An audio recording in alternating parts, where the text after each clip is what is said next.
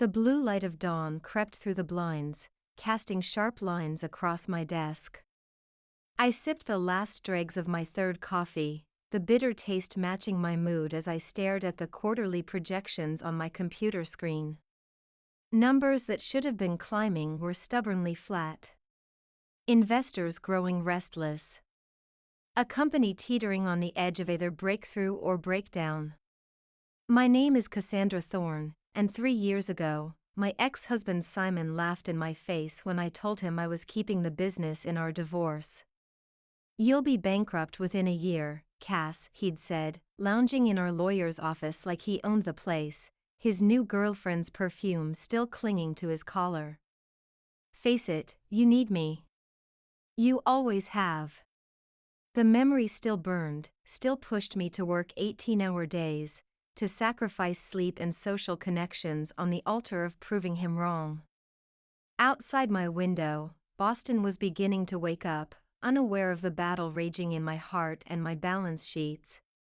I heard the soft ding of the elevator and glanced at my watch, 5:37 a.m. Only one other person ever arrived this early.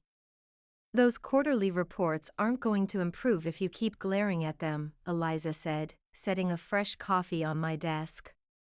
My VP of operations, and the only person who'd stuck with me after the divorce, had an irritating habit of being right. "Our runway is getting shorter," I said, accepting the coffee with a grateful nod. "We need the Hartwell contract." Eliza perched on the edge of my desk, her dark eyes studying me. "You need sleep, Cass. And maybe an actual meal that doesn't come in a cardboard container." I waved her concern away. "I'll sleep when Meridian Tech is in the black." "You'll sleep when you collapse," she countered, her voice softening. "He's not worth this, you know." "This isn't about Simon," I lied. Eliza's knowing look cut through my pretense. "The board meeting is at 11. Go home, shower, change. I'll hold down the fort." I wanted to argue, but the stale taste in my mouth and the heaviness of my eyelids betrayed me. With a reluctant nod, I gathered my things. 1 hour, I conceded. "Call me if anything changes with Hartwell." 2 hours, she negotiated. "And you know I will." As the elevator descended to the parking garage, my phone vibrated. My stomach tightened when I saw the name. Simon. For a moment, I considered ignoring it, as I had the last dozen times he'd called. But something about the early hour made me curious. "What do you want, Simon?" I answered, trying to sound bored rather than exhausted. "Good morning to you too, sunshine." His voice was irritatingly chipper. "Just checking if you've reconsidered my offer." I stepped into the cold garage, my heels clicking against concrete. "Selling my company to you isn't an offer, it's a surrender." And my answer is still no. Business is business, Cass. Your pride is going to cost you everything. I pressed the unlock button on my car key, watching the lights flash. "Was there anything else?" "I'm busy running the company you said would fail." "Barely running it, from what I hear." His smug tone made my grip tighten on the phone. "Word is Hartwell's leaning towards Summit. My offer still stands, for now." My blood ran cold. How did he know about Hartwell? That information wasn't public. "Goodbye, Simon," I said, ending the call before he could respond. As I slid into my car, I tried to quiet the voice in my head, the one that sounded suspiciously like my ex-husband, whispering that I was in over my head. That I was just postponing the inevitable failure. I started the engine, determination hardening inside me like concrete. Simon had always underestimated me. First as a wife, then as a businesswoman. I'd already proved him wrong on the first count by leaving. Now I just needed to prove him wrong on the second. And I would, even if it killed me. The scalding shower did little to wash away the gnawing anxiety that had taken hold since Simon's call. As the water pounded against my skin, I ran through the mental Rolodex of everyone with knowledge of the Hartwell negotiations. The list was small: my executive team, the board, and Hartwell's people. Someone was feeding Simon information. But who? And why? I stepped out of the shower, wrapping myself in a towel as I wiped condensation from the mirror. The face that stared back was barely recognizable: hollow cheeks, dark circles beneath eyes that had once sparkled with ambition.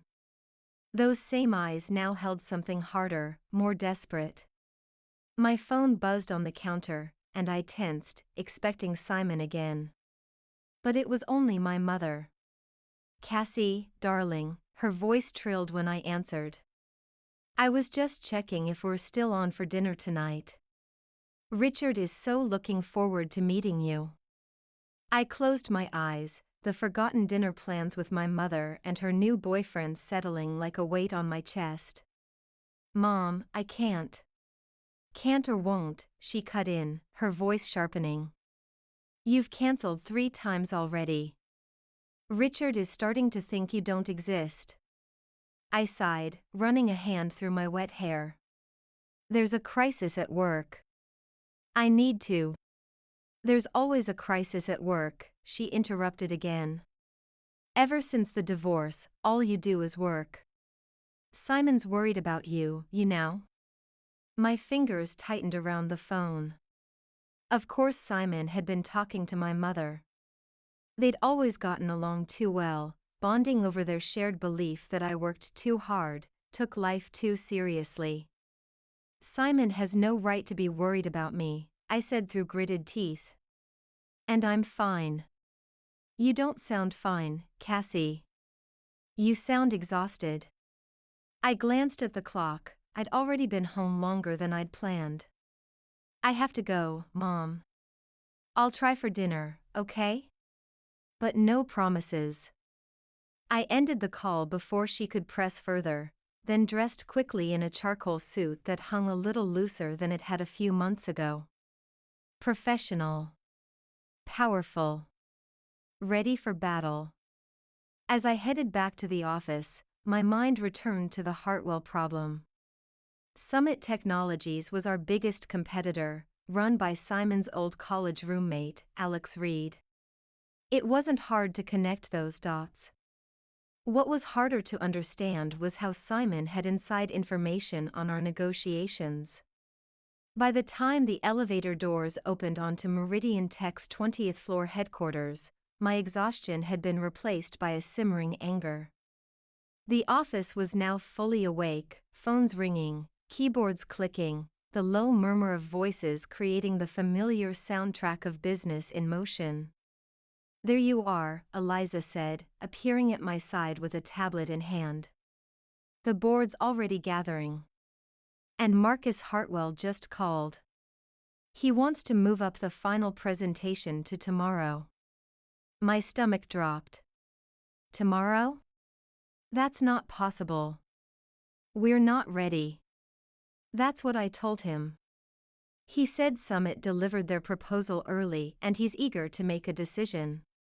The implications were clear: Summit had somehow gotten wind of our strategy and was making a preemptive move. Simon's smug voice echoed in my head: "Word is Hartwell's leaning towards Summit." Her eyebrows rose. "You think someone on our team?" "I think someone's been feeding information to my ex-husband," I said quietly. "And I want to know who." The conference room felt like a pressure cooker as I faced the board, 8 stern faces regarding me with varying degrees of skepticism and concern. William Chen, the chairman, sat at the head, his expression unreadable as he reviewed the quarterly reports. "These numbers are concerning, Cassandra," he said finally, looking up. "We've invested heavily in the Paradigm platform, but sales aren't meeting projections." I nodded, keeping my voice steady. "The Hartwell contract will change that." Their deployment would be the largest in Meridian's history, and a powerful reference client. Patricia Winters, the most recently appointed board member, leaned forward. And if we don't land Hartwell? What's plan B? The question hung in the air. The truth was, there wasn't a clear plan B. I'd bet everything on Hartwell. Without that contract, we'd need to cut staff, reduce operations, or seek another round of funding that would further dilute existing shares. We have several promising leads, I said, the half-truth bitter on my tongue. Promising leads don't pay the bills, Patricia countered. I'm hearing troubling things about cash flow issues. I fought to keep my expression neutral, wondering where she was getting her information. As a private company, our financials weren't public knowledge. William cleared his throat. Perhaps it's time to consider strategic alternatives, Cassandra. We've had inquiries about acquisition. My heart hammered against my ribs. From whom? Summit Technologies has expressed interest, William said, not meeting my eyes. Alex Reed reached out personally last week. The room tilted slightly. Summit. Alex. Simon. The connections crystallized in my mind. You've been talking to Summit behind my back? My voice was dangerously quiet. It's our fiduciary duty to consider all options, Patricia cut in. Especially when the current strategy seems to be faltering. I looked around the table, trying to gauge who else knew about these discussions. Most avoided my gaze. Only Raj Patel, who'd been with the company since the beginning, met my eyes with an apologetic shrug. Let me be very clear, I said, standing slowly. Meridian is not for sale. Certainly not to Summit. And if any of you have been sharing confidential information about our operations or the Hartwell negotiation, I will find out. That isn't a threat, it's a promise. Patricia's lips thinned. We all want what's best for the company, Cassandra. No, I corrected her, gathering my papers.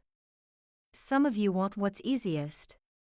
What's best for the company is winning Hartwell and proving our platform works at scale. That's what I intend to do. As I walked out, William called after me. The board meets again in 2 weeks. We'll expect a significant change in trajectory by then. The message was clear, land Hartwell, or else. In my office, I closed the door and allowed myself 30 seconds of pure, unadulterated panic. My breath came in short gasps, my hands trembling as the reality of the situation set in. Summit. The board. Simon. They were all circling, waiting for me to fail. A soft knock interrupted my spiral. Eliza entered without waiting for a response, closing the door behind her. That bad? She asked, taking in my expression. Worse, I admitted. The board's been talking to Summit about selling.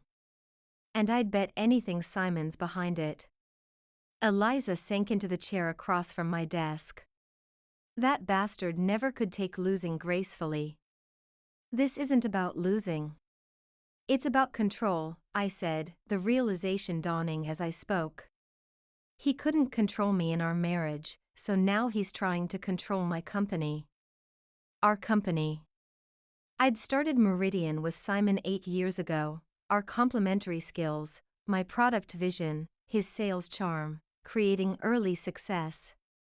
But as the company grew, so did the cracks in our relationship. His affairs. My workaholism. The ugly divorce that had split everything down the middle, except for Meridian. I'd fought tooth and nail to keep majority control, leveraging every asset I had. So what now? Eliza asked. I squared my shoulders, the momentary panic giving way to cold determination. Now we win Hartwell.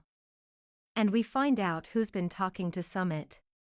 I might be able to help with that second part, she said, sliding a folder across the desk. I had IT pull the email logs. There's been regular communication between Patricia Winters and Summit's corporate development team. I flipped through the printouts, each message another knife in my back. Patricia was Simon's recommendation for the board, I said, the pieces falling into place. I knew she was skeptical of my leadership, but I never thought she'd actively undermine me. She's doing more than that, Eliza said grimly. Look at the last page. I turned to it, my blood turning to ice as I read. An email from Patricia to Alex Reed, dated just 3 days ago. Cassandra is on the ropes.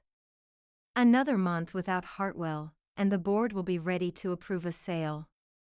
Simon was right, she's in over her head.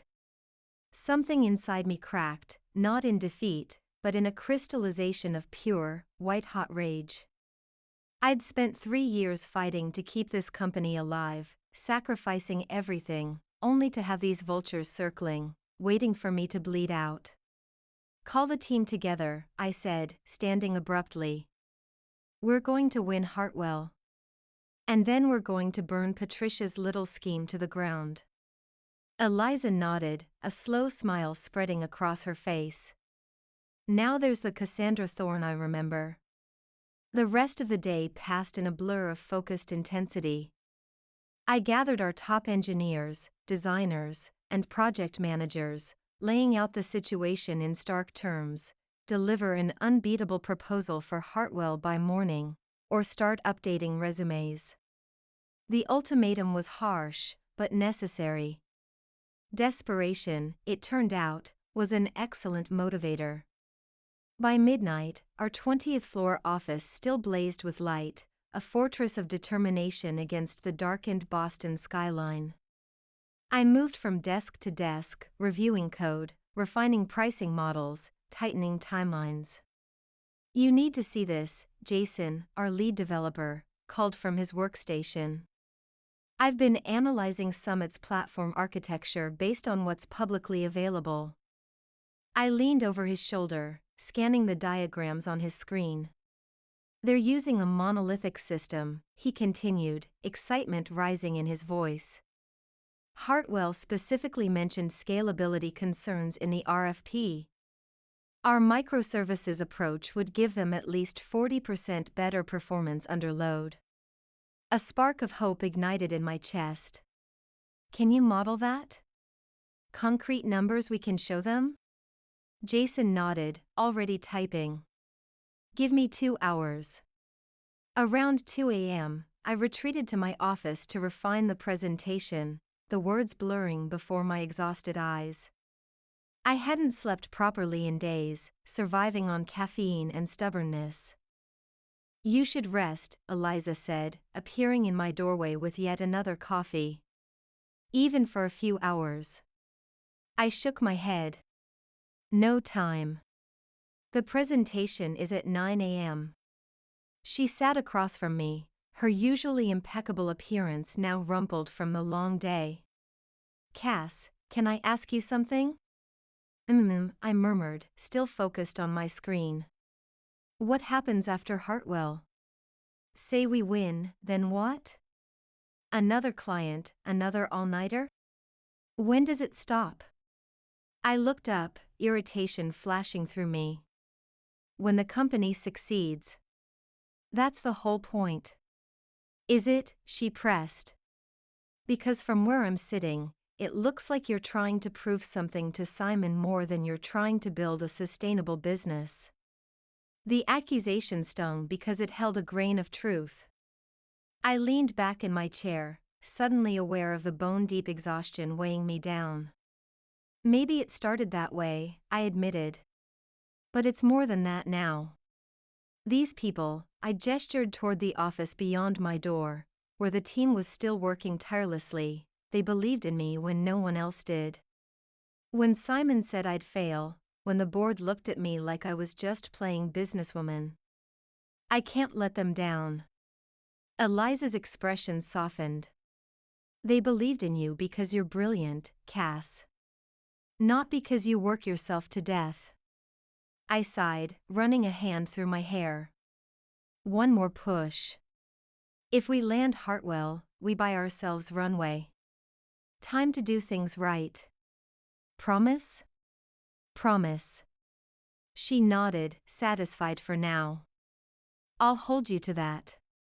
Get back to work, I'll check on the team. As she left, my phone lit up with a text notification. Simon again, heard about the emergency board meeting. Offer still stands if you want to walk away with some dignity. The audacity was breathtaking. I typed back, worry about your own dignity. Mine is intact. I set the phone down, renewed determination coursing through me. Tomorrow, I would face Marcus Hartwell with everything we had. And I would win, not just for me, or to prove Simon wrong, but for everyone who'd stuck with me through the darkest days. Failure wasn't an option anymore. It never really had been.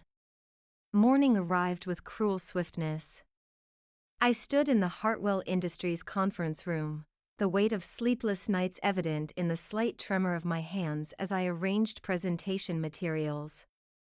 My team looked equally haggard but determined, running through last-minute checks on the demonstration environment. They're here, Eliza murmured, glancing through the glass wall toward the elevator bank. I smoothed my blazer and straightened my spine, channeling confidence I didn't entirely feel. Marcus Hartwell appeared first, a bear of a man with salt and pepper hair and shrewd eyes that missed nothing.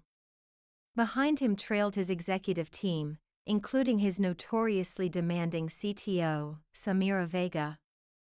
Cassandra, Marcus greeted, his handshake firm. I appreciate you accommodating our accelerated timeline. Our team thrives under pressure, I replied smoothly, as if we hadn't just pulled an all-nighter to meet his arbitrary deadline. As introductions were made, I caught Samira studying me with particular intensity. She'd risen through tech's male-dominated ranks through sheer technical brilliance and an uncompromising approach to quality. Winning her over would be crucial. Shall we begin? Marcus asked, settling at the head of the conference table. I launched into our presentation, outlining how Meridian's platform would transform Hartwell's customer experience while significantly reducing their operational costs. With each slide, I felt my confidence growing. This wasn't just a good proposal, it was exceptional, the product of our team's collective brilliance under fire. When Jason demonstrated the scalability comparison between our architecture and what Summit could offer, I saw Samira sit forward, her interest piqued. Those performance numbers, she interrupted. They're simulated? Actual results from our stress testing environment, Jason replied. We can provide access so your team can verify independently. A hint of approval flickered across her face, and a small knot of tension in my chest loosened. Very impressive, Cassandra, Marcus said as we concluded. Summit's offering was compelling, but I appreciate your attention to our specific challenges. Hope surged within me. Then he continued, however, we do have concerns about Meridian's financial stability. The investment required for implementation is substantial, and we need confidence in our partner's longevity. My heart sank. They knew. Somehow, they knew about our runway issues. Meridian's financials are strong, I responded, the lie bitter on my tongue. We're privately held, which gives us the advantage of focusing on long-term success rather than quarterly profits. Marcus's expression remained skeptical. We've heard otherwise. Rumors of acquisition talks, cash flow challenges. My mind raced. Who had been talking to Hartwell? The board? Simon? If I may, Eliza interjected smoothly, those rumors often come from competitors eager to create doubt. What matters is our proven ability to deliver, as evidenced by our existing client portfolio. I shot her a grateful look as she handed over case studies from our current clients, diverting the conversation back to our technological advantages. By the time we wrapped up, the tension in the room had eased, but Marcus's parting words still held a note of caution. "We'll be in touch by the end of the week. Both proposals have their merits." Not the enthusiastic response I'd hoped for. As the Hartwell team filed out, Samira lingered behind. "Your architecture is elegant," she said, her voice low. "But Marcus is right to be concerned about stability. I've worked with failing companies before. They deliver exceptional initial work out of desperation, then collapse under financial pressure." I met her gaze directly. "Meridian isn't failing." "Perhaps not," she acknowledged. "But you're fighting a war on multiple fronts." I recognize the look, I've worn it myself. She handed me her card. "Call me if you want to discuss the technical aspects further. That's where your true advantage lies." After they left, I sagged against the conference table, the adrenaline of the presentation giving way to exhaustion. "That could have gone better," I muttered. "It could have gone worse, too," Eliza countered. Samira seemed impressed. "Impressed by our technology, concerned about our stability."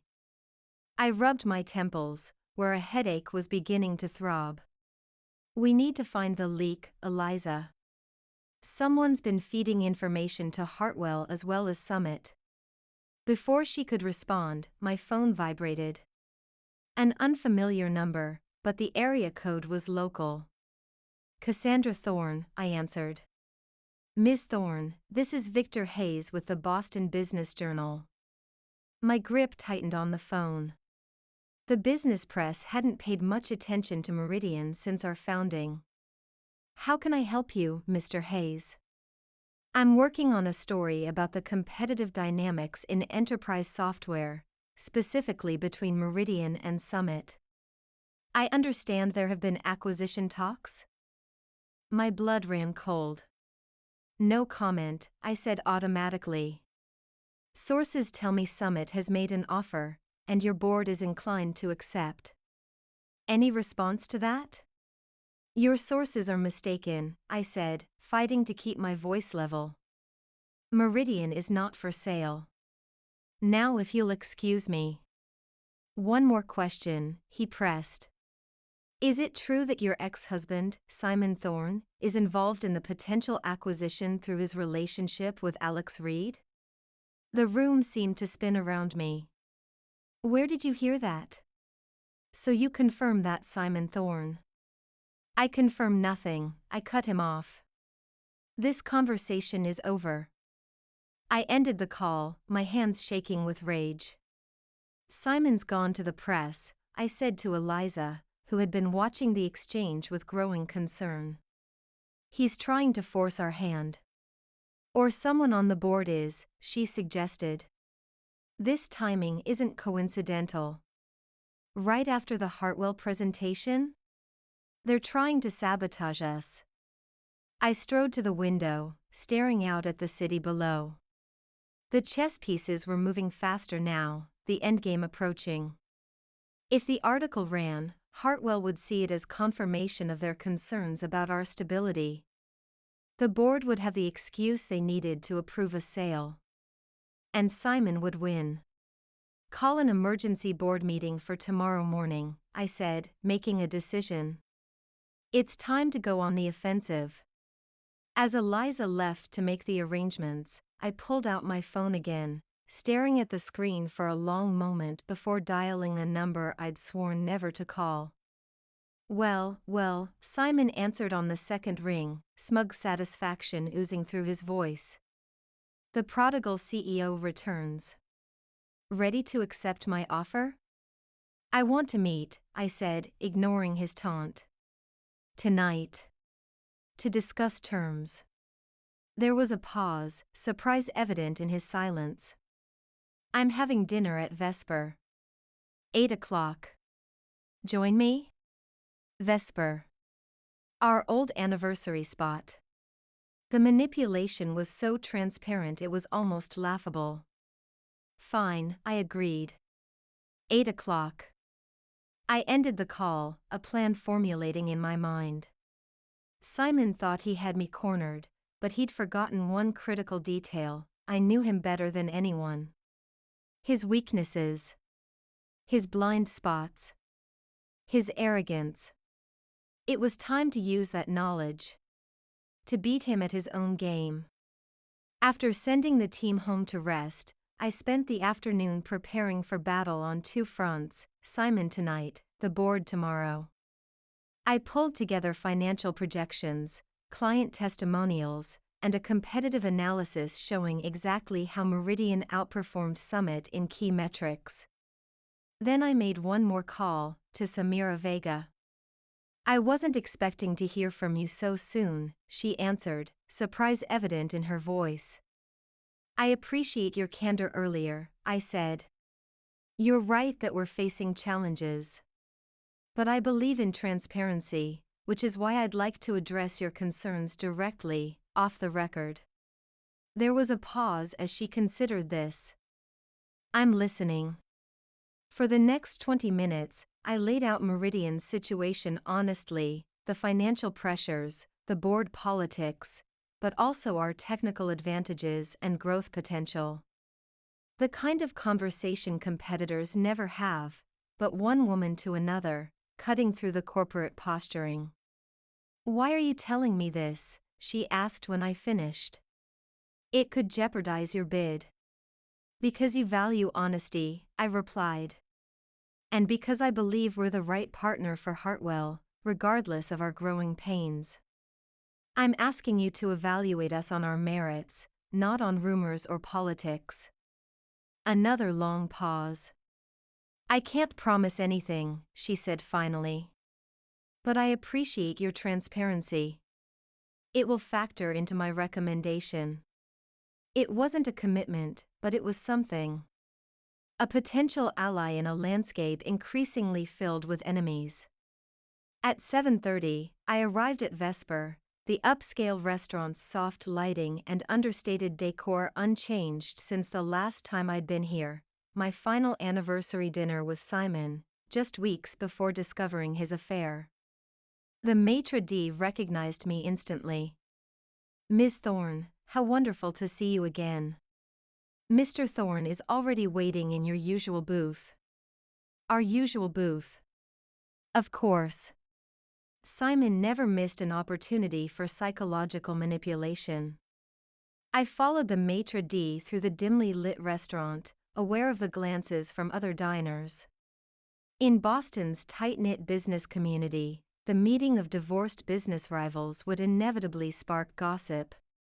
Simon stood as I approached, the picture of chivalry for anyone watching. His tailored suit, artfully tousled hair, and practiced smile were all exactly as I remembered. For a moment, looking at him felt like staring at an old photograph, familiar but distant, a relic of another life. "Cassandra," he greeted, leaning in to kiss my cheek. I turned slightly, ensuring his lips met only air. His smile faltered momentarily before he recovered. "You look tired." "Running a company will do that," I replied, sliding into the booth. "Especially when someone is actively trying to undermine you." He chuckled, signaling for the waiter. "Always so direct. It's what I admired about you." "Save the reminiscing, Simon. We both know why we're here." The waiter arrived, and Simon ordered wine without consulting me, an old habit that had once seemed considerate but now felt presumptuous. "The 2015 Barolo," he told the waiter. "It was always our special occasion wine, wasn't it, Cass?" I bit back a retort. Let him think his mind games were working. Let him underestimate me, as he always had. When the waiter left, Simon leaned forward, his expression turning serious. "You've put up a good fight, Cass. Better than I expected, if I'm honest." But it's time to be realistic. Meridian is running out of runway. The Hartwell deal is going to Summit. I had dinner with Marcus last night. My heart skipped, but I kept my expression neutral. Did you? Interesting timing. Business is business, he shrugged. Alex and I have a history. And frankly, Summit's tech is superior. Is that what you tell yourself to justify sabotaging my company? Our company? I tried to buy you out fairly, he protested. 3 times now. You're the one being stubborn. The waiter returned with the wine, pouring a sample for Simon to taste. He nodded his approval, and glasses were filled. To old times, Simon said, raising his glass. I left mine untouched. Why are you doing this, Simon? Really? Is it the money? The company? Or is it just that you can't stand the idea of me succeeding without you? His smile tightened almost imperceptibly. Why does it matter? The outcome is the same. Your board meets tomorrow to consider Summit's offer. You don't have the votes to block it. You seem very confident about that. I am. He sipped his wine. Patricia keeps me well informed. And there it was, confirmation of what I'd suspected. Patricia wasn't just communicating with Summit, she was Simon's direct line into our boardroom. So what do you propose? I asked, allowing a note of defeat to creep into my voice. Simon's eyes gleamed with triumph. The original offer still stands. You walk away with a generous payout. Enough to start something new, if you want. I'd even throw in a consulting role during the transition, for old time's sake. And what about the team? The people who've worked nights and weekends to build this company? He waved a dismissive hand. There will be the usual post-acquisition adjustments. Nothing personal, just business. Just business. The phrase he'd used when explaining why he'd slept with his assistant. Why he'd hidden money during our divorce. Why he'd repeatedly tried to undermine the company I'd fought to keep. I need time to think about it, I said, feigning uncertainty. The board meeting is at 9 tomorrow. Can I let you know in the morning? He studied me, suspicion flickering across his features. Why the sudden willingness to consider my offer? I allowed my shoulders to slump slightly. You're right about one thing, I'm tired, Simon. Fighting you, the board, the market, maybe it is time to move on. The suspicion in his eyes gave way to satisfaction. He'd always been quick to believe in his own victory. Another weakness. Of course, he said magnanimously. Take the night to think it over. Call me before the meeting. I nodded, standing to leave. Oh, Simon? One last thing. You were right about another thing too, I always was too direct. It's why I recorded this entire conversation. Patricia feeding you board information, you sabotaging the Hartwell deal, the whole thing. I wonder how the board will feel about that tomorrow. The blood drained from his face so quickly I thought he might faint. You're bluffing. I smiled, the first genuine smile I'd felt in days. Am I? Guess we'll find out tomorrow. I pointed to his wine glass. Enjoy the rest of your Barolo. Consider it my parting gift.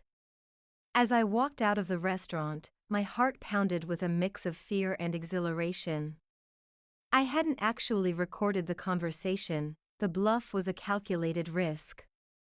But I'd seen the guilt in Simon's eyes, the momentary panic. And I knew that panic would drive him to make mistakes. Now I just had to be ready to capitalize on them. I slept little that night, my mind racing with preparations for the board meeting. By morning, I'd refined my strategy and gathered all the ammunition I'd need. The final piece fell into place at 7:13 a.m., when my phone rang. Cassandra Thorne, I answered, my voice scratchy with fatigue. Ms. Thorne, this is Marcus Hartwell. I sat up straighter, suddenly wide awake. Mr. Hartwell. Good morning. I hope I'm not calling too early, he said, though his tone suggested he didn't particularly care if he was.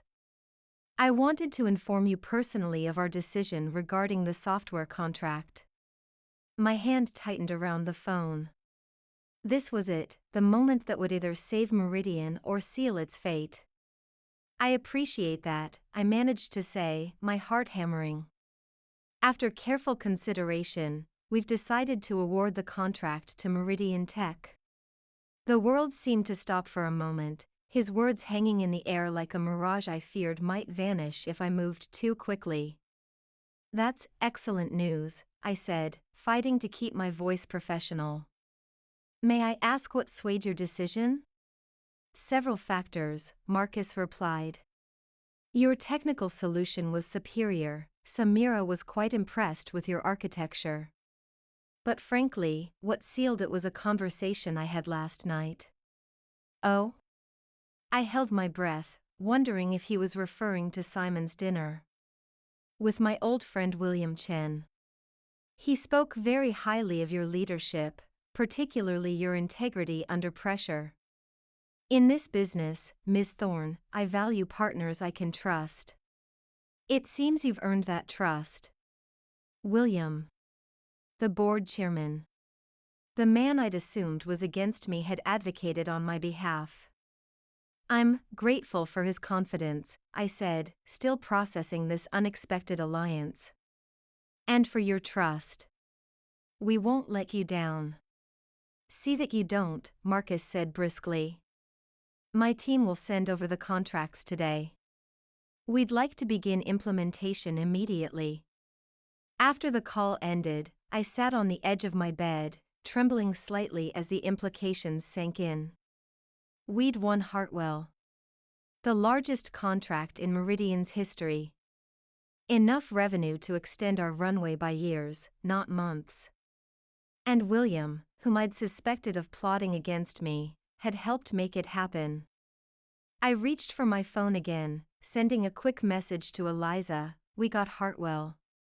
Meeting in 30 minutes to prep for the board. Her response was immediate, holy shit. On my way. By the time I arrived at the office, word had already spread. The team that had worked through the night to prepare the Hartwell proposal greeted me with tired smiles and cautious optimism. Jason, I called, spotting my lead developer across the bullpen. Draft an implementation timeline for Hartwell, please. I need it for the board meeting. He nodded, exhaustion evident in the shadows beneath his eyes, but pride shining through nonetheless. In the conference room, Eliza was already organizing materials, her usually immaculate appearance showing signs of our prolonged battle. We're not out of the woods yet, she warned as I entered. Simon won't go down without a fight. I'm counting on it, I replied, arranging the presentation for maximum impact. Has Patricia arrived?